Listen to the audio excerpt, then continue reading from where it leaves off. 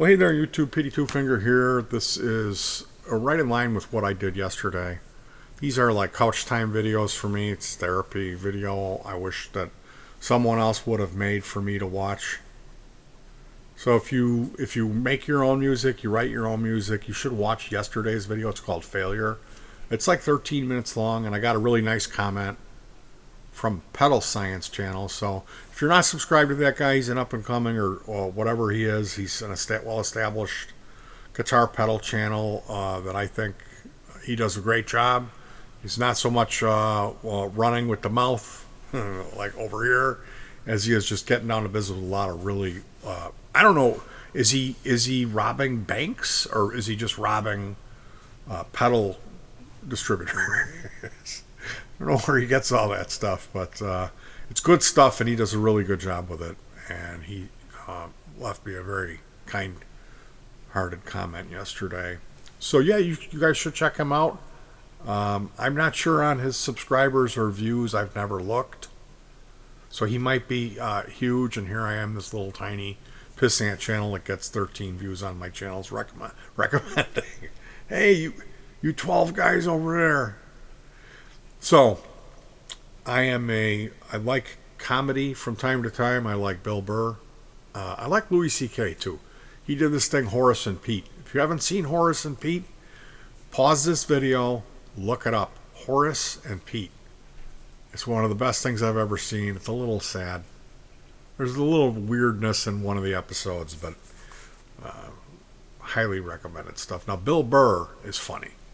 And he did this... it's a podcast, and there was a video of a letter he read, and I watched it yesterday. It's called "I'm Sick of Supporting My Friends with Their Lame Hobbies." And he said, I'm sick of going to my friends' shitty bands. I had to go to a play. They're doing a fundraiser for some music thing or arts thing, and I'm sick of it. And Bill Burr didn't take the bait. Bill Burr is a drummer, and he's good.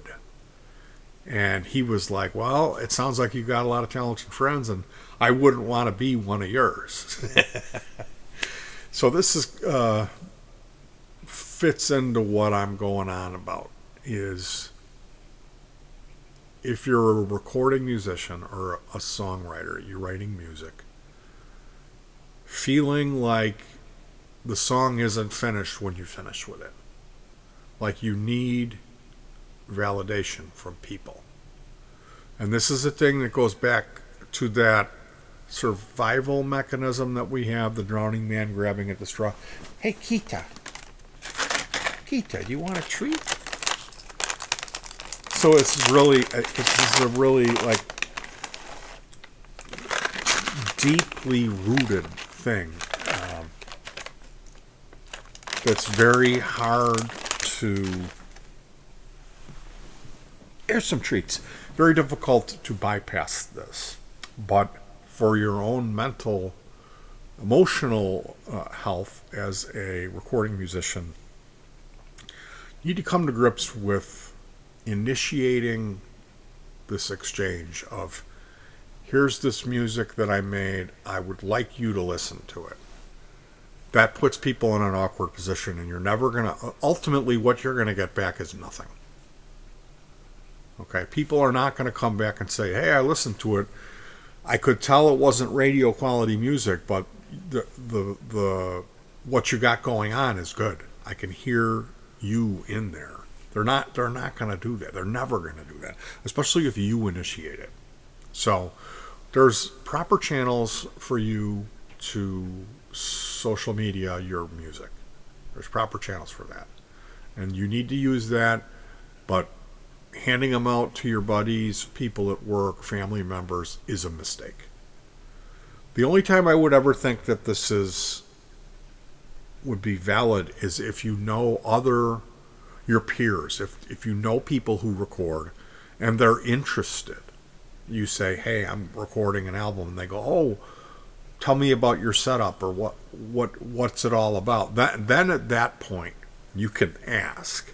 But setting yourself up mentally when it's done, that you're going to hand it out, you're going to look for some feedback from people who are non-willing participants is setting yourself up to feel like you've been scorned. Because what's going to happen is they're not going to listen to it.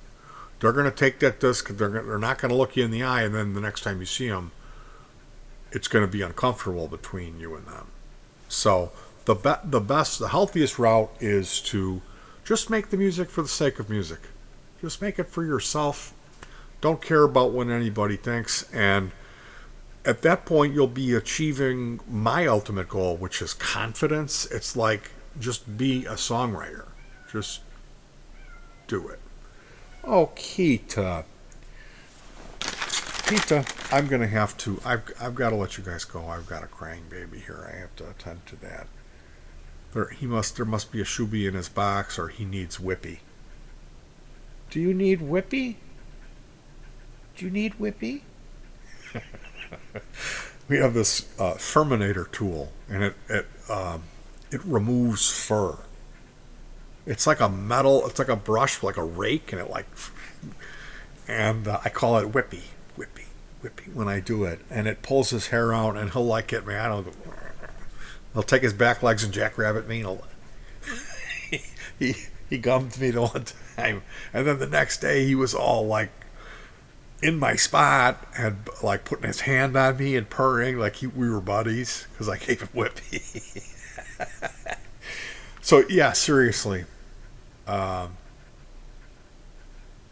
music for the sake of music.